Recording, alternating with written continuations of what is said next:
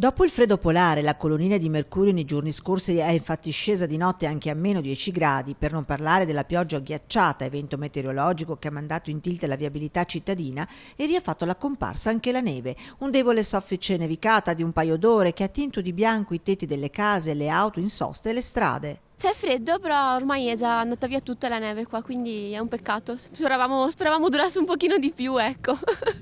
Sì, era bellissimo, infatti ieri sera appena iniziato a nevicare sono scesa subito a vedere nelle piazze, fare un po' di foto, soprattutto qua al Pedrocchi sopra i Leoni era stupendo perché erano coperti di neve. Ho visto ieri sera quando è incominciato a nevicare, ma dopo un paio d'ore avevo visto che non sarebbe rimasta a terra molto la neve. Nevicata che peraltro era stata ampiamente prevista e che ha visto l'amministrazione intervenire con i mezzi spargisale onde evitare che un eventuale abbassamento delle temperature potessero trasformare il manto bianco in ghiaccio con il rischio di qualche disagio. Un po' più che altro in macchina guidando non era così semplice, però per il resto tutto bene. Un po' di scivoloni.